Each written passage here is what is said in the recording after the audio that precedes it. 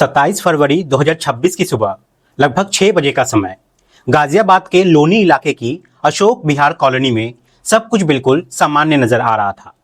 लोग अपने अपने कामों में लगे हुए थे, लेकिन किसी को अंदाजा भी नहीं था कि कुछ ही पलों में यहाँ एक ऐसी वारदात होने वाली है जो पूरे देश को हिलाकर रख देगी। अर्ली गार्डन इलाके में रहने वाला एक यूट्यूबर सलीम वास्तिक अपने ऑफिस के अंदर सोफे पर आराम कर रहा था। सुबह का सन्नाटा था, माहौल शांत था, लेकिन तभी अचानक दो युवक वहां पहुंचते हैं। दोनों ने कुर्ता पैजामा पहन रखा था और देखने में बिल्कुल आम लग रहे थे। सलीम को जरा भी अंदाजा नहीं था कि ये दोनों उसके लिए मौत बन कर आए हुए हैं। बिना किसी बहस या चेतावनी के उन्होंने अचानक सलीम पर हमला कर दिया। उनके हाथ में नुकीली हथियारें थी और उन्होंने एक के बाद एक ताबड़तोड़ वार करना शुरू कर दिया। सलीम ने खुद को बचाने की पूरी कोशिश की, लेकिन हमला इतना तेज और अचानक था कि उसे संभलने का यहाँ पे मौका नहीं मिला। करीब 14 बार वार किए गए, जिससे ये बुरी तरह घायल होकर जमीन पे गिर पड़ा। इस पूरी घटना का कुछ हिस्सा सीसीटीवी कैमरे में कैद हो गया और जब ये वीडियो सोशल मीडिया पर सामने आया तो आग की तरह ये फैल गया। लोगों के बीच दहशत और गुस्सा दोनों देखने को मिला। बाद में पता चला कि हमला करने वाला दोनों युवक सगे भाई थे। जब ये पता चला तो ये मामला इतना ज्यादा गंभीर और हाईलाइट हो गया कि इसकी गूंज उत्तर प्रदेश के मुख्यमंत्री योगी आदित्यनाथ तक पहुंच गई। उनके निर्देश के बाद पुलिस ने तुरंत कार्रवाई शुरू की और आरोपियों की तलाश तेज कर दी। कुछ ही दिनों के अंदर दोनों भाइयों का पुलिस से सामना हुआ और अलग अलग मुठभेड़ में दोनों को मार गिराया गया। एक तरफ हमलावर खत्म हो चुके थे, लेकिन दूसरी तरफ इस केस ने एक नया मोड़ लिया जिसने सबको हैरान करने पर मजबूर कर दिया।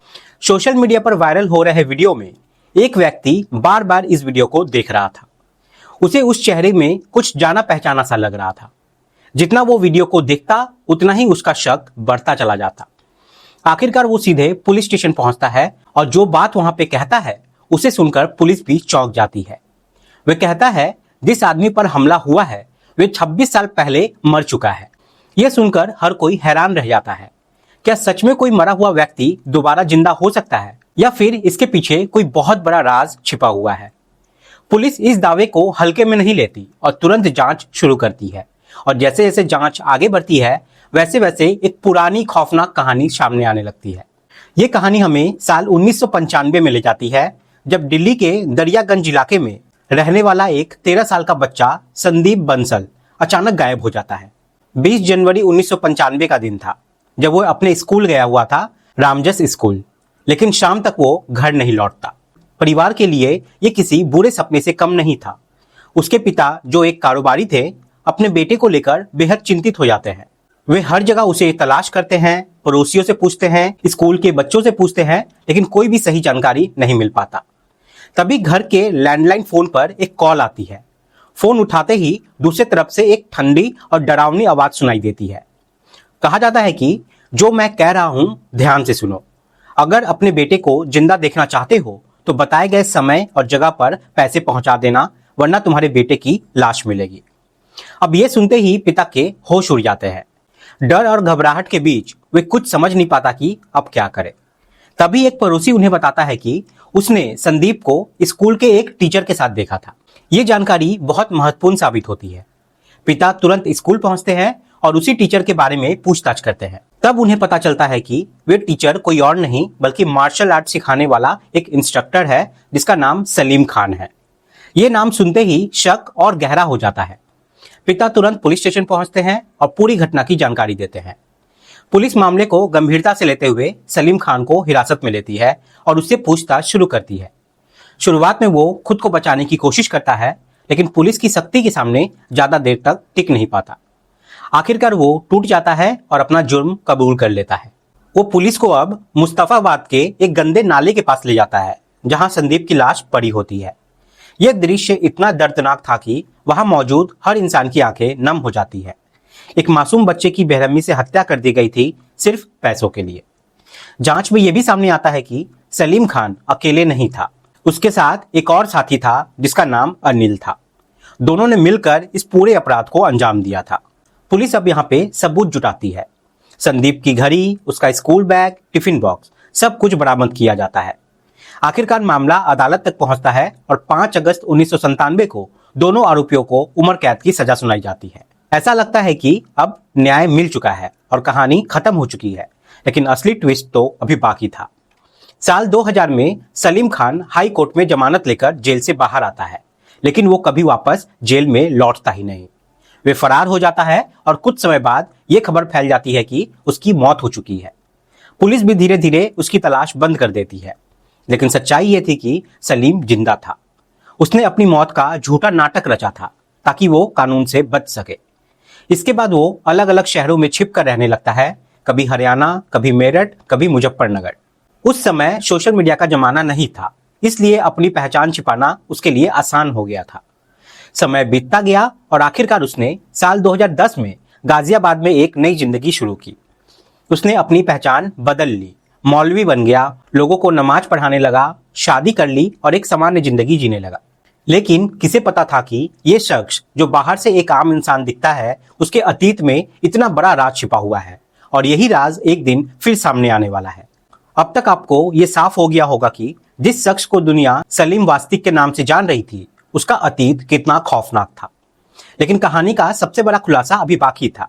गाजियाबाद में नई पहचान के साथ रहने वाला ये व्यक्ति धीरे धीरे अपने विचारों के कारण चर्चा में आने लगा। उसने खुद को एक्स मुस्लिम के तौर पर पेश करना शुरू किया और सोशल मीडिया पर लगातार वीडियो बनाने लगा। उसके वीडियो में वो धर्म से जुड़े मुद्दों पर खुलकर बोलता था। कई बार उसकी भाषा और विचार इतने तीखे होते थे कि एक बड़ा वर्ग उससे नाराज रहने लगा। यूट्यूब, इंस्टाग्राम और अलग अलग प्लेटफॉर्म पर उसकी मौजूदगी बढ़ती गई। कुछ लोग उसे सपोर्ट भी करते तो कई लोग उसके खिलाफ भी हो गए थे। टीवी डिबेट्स और पॉडकास्ट में भी उसे बुलाया जाने लगा, जहां वो अपने विचार को बेबाकी से रखता था। धीरे धीरे वो एक ऐसा चेहरा बन गया जिसे नजरअंदाज करना मुश्किल था, लेकिन यही पहचान उसके लिए खतरा बन जाती है। समय के साथ उसके वीडियो ज्यादा वायरल होने लगा, उसके फॉलोअर्स बढ़ने लगे, लेकिन साथ ही उसके विरोधियों की संख्या भी तेजी से बढ़ रही थी। कुछ लोग उसके विचारों से इतने आहत थे कि उन्होंने कानून का रास्ता अपनाने के बजाय खुद ही फैसला करने का मन बना लिया। यही गुस्सा और नफरत 27 फरवरी 2026 की उस सुबह एक खौफनाक हमले में बदल गई।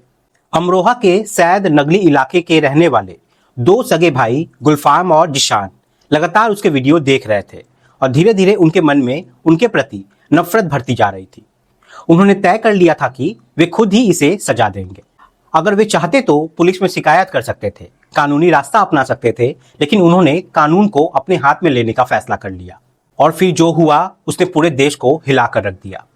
दोनों भाई सुबह सुबह सलीम के ऑफिस पहुंचे और उस पर ताबड़तोड़ हमला कर दिया। करीब 14 बार वार किए गए और ये पूरा मंजर आंशिक रूप से सीसीटीवी में कैद हो गया। हमले के बाद जब वो भाग रहे थे तो किसी ने उनका वीडियो भी बना लिया, जो कि बाद में सोशल मीडिया पर वायरल हो गया। जैसे ही ये घटना सामने आई, पुलिस हरकत में आ गई। मामला सीधे योगी आदित्यनाथ जी तक पहुंच गया, जिन्होंने सख्त कार्रवाई के निर्देश दिए। इसके बाद पुलिस ने तेजी से जांच शुरू की और 1 मार्च 2026 को गाजियाबाद के निठोरा अंडरपास के पास पुलिस की मुठभेड़ में जिशान मारा गया, जबकि 3 मार्च 2026 की रात वसुंधरा इलाके के पास गुलफाम का भी एनकाउंटर कर दिया गया। इस तरह सलीम पर हमला करने वाले दोनों भाई खत्म हो चुके थे। दूसरी तरफ सलीम गंभीर रूप से घायल था और उसे अस्पताल में भर्ती कराया गया। पहले उसे एक निजी अस्पताल में ले जाया गया, फिर बाद में उसे जीटीबी हॉस्पिटल में शिफ्ट कर दिया गया, जहां उसका इलाज करीब 1 महीने तक चला। पूरे देश में इस घटना को लेकर चर्चा तेज थी। लोग कानून व्यवस्था पर सवाल उठा रहे थे, तो कुछ लोग इस बात पर बहस कर रहे थे कि क्या किसी को उसके विचारों के कारण इस तरह सजा देना सही है। अब इन सब के बीच कहानी एक बार फिर चौंकाने वाला मोड़ लेती है। वही व्यक्ति जिसने वीडियो देखकर दावा किया था कि सलीम 26 साल पहले मर चुका है, इस मामले को आगे बढ़ाता है। वे अपने परिवार से बात करता है और कहता है कि ये वही आदमी है जिसने 1995 में उनके बेटे संदीप का कत्ल किया था। वे सीधा पुलिस के पास जाता है और इस बार मामला गंभीरता से लिया जाता है। वे दिल्ली पुलिस के अधिकारियों से संपर्क करता है और अपनी पूरी बात विस्तार में बताता है। इसके बाद एक विशेष टीम बनाई जाती है जिसमें कई अधिकारी शामिल होते हैं। ये टीम गुप्त तरीके से जांच शुरू करती है। पुराने रिकॉर्ड्स को खंगाले जाते हैं, पुराने फोटो से मिलान किया जाता है और सबसे अहम फिंगरप्रिंट्स की जांच भी की जाती है। जैसे जैसे जांच आगे बढ़ती है, सच धीरे धीरे सामने आने लगता है। जब फिंगरप्रिंट्स का मिलान किया जाता है तो यह साबित हो जाता है कि सलीम वास्तिक और सलीम खान एक ही व्यक्ति है।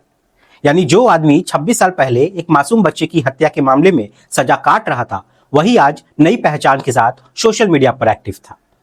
यह खुलासा इतना बड़ा था कि हर कोई हैरान रह जाता है। एक ऐसा अपराधी जिसने अपनी मौत का नाटक करके कानून से बचने की कोशिश की थी, वे सालों तक खुलेआम समाज में घूमता रहा और किसी को इसकी भनक तक नहीं लगी। इसके बाद पुलिस ने तुरंत कार्रवाई करते हुए 25 अप्रैल को उसे गिरफ्तार कर लिया। गिरफ्तारी के बाद उसे सीधे तिहाड़ जेल भेज दिया गया, जहां उसे अपनी बाकी जिंदगी बितानी थी। अदालत ने पहले ही उसे उम्र कैद की सजा सुनाई थी और बाद में यही सजा को बरकरार रखा गया। जब ये पूरी कहानी सोशल मीडिया पर सामने आई तो लोगों के बीच हैरानी और डर दोनों का माहौल था। जो व्यक्ति खुद को एक विचारक और सामाजिक मुद्दों पर बोलने वाला बता रहा था, उसका अतीत एक खतरनाक अपराधी का था। लोगों को यह समझ में आने लगा कि सोशल मीडिया पर दिखाने वाली हर चीज सच नहीं होती। अगर यह मामला सामने नहीं आता, अगर उसके वीडियो वायरल नहीं होते, तो शायद ये राज हमेशा के लिए दफन ही रहता। इस पूरे घटनाक्रम का मकसद सिर्फ एक सनसनीखेज कहानी बताना नहीं, बल्कि ये दिखाना है कि सच्चाई कभी भी सामने आ सकती है, चाहे वो कितनी भी गहराई में छिपी क्यों ना हो। कानून से भागना आसान लग सकता है, लेकिन बच पाना नामुमकिन होता है। और सबसे जरूरी बात, किसी भी स्थिति में कानून को अपने हाथ में लेना कभी सही नहीं होता, क्योंकि एक गलत फैसला कई जिंदगियां बर्बाद कर सकता है।